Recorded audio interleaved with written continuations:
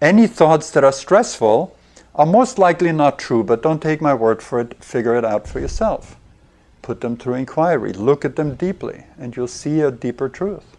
And that truth will set you free.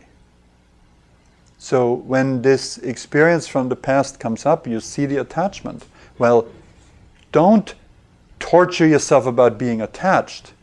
The moment of feeling the attachment is the part of you that needs help. So look at it, open, attention. How does it feel to be attached? How does it feel to be attached? That situation served you, how the people who spoke to you in that way were entirely servants of God to help you with your liberation, because now you can go back to that embarrassing or upsetting situation and you'll feel maybe 10, 20, 30% of that reaction. Your face going red, your head exploding, your chest being tight. And work with that. Go into it, let yourself feel it. That's the medicine. To bring the awareness into the pain. That's what dissolves that, not only the pain of the moment, but the tendency to have it come up again and again. The tendency of not having learned a lesson. How are you going to learn to not be attached other than really learning about attachment? So go into the attachment, feel it, see what it's like.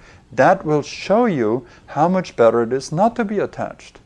And then once you see that clearly, you will naturally go to non-attachment, because it'll just feel a heck of a lot better. So the attachment that now arises about situations or people from your past is entirely serving you in freeing you of attachment. But you have to work with it. If you don't work with it and you just go through the attachment and then you pack it away or you run away from it, then you just deepen that pattern. Then the attachment actually gets worse. And then you attach yourself to thoughts of, oh my God, I haven't learned anything, and you beat up on yourself a little bit more. You see, that's what we do, yeah? And we have these tendencies. These are the old karmas that we're living out. Or to say it another way, they're simply the lessons we haven't learned yet. So when we understand that, see, the whole thing about karma has this problem with it, because then we think, oh, we've done something bad to deserve it or whatever. And it's just not helpful. So this karmic situation or these patterns of unhappiness that surface in our lives are simply lessons that we're here to learn. So they're entirely positive. They're the lesson plan. So there's only the question, are you going to learn the lesson or are you going to just stay in the drama of it? And most of us are slightly getting tired of the drama. That doesn't mean that we don't have that place inside of us that's desperately trying to cling to it because we identify with it. Oh, I'm the person who has that drama. That's me! And I'm not going to let go of it.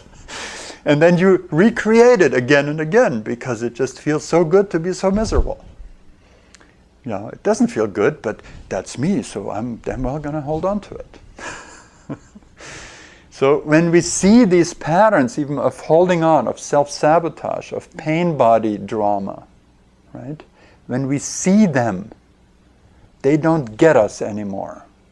You know, the point is to see through them. That's how the pain body dissolves.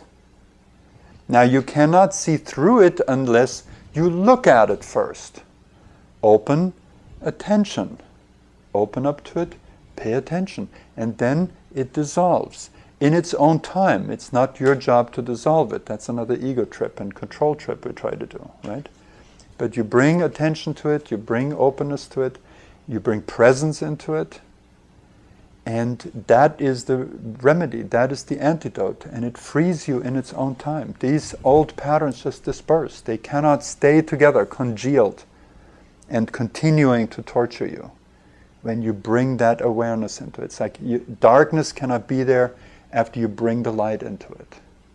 It has to dissolve. It's dissolved already as soon as the light enters, the light of consciousness.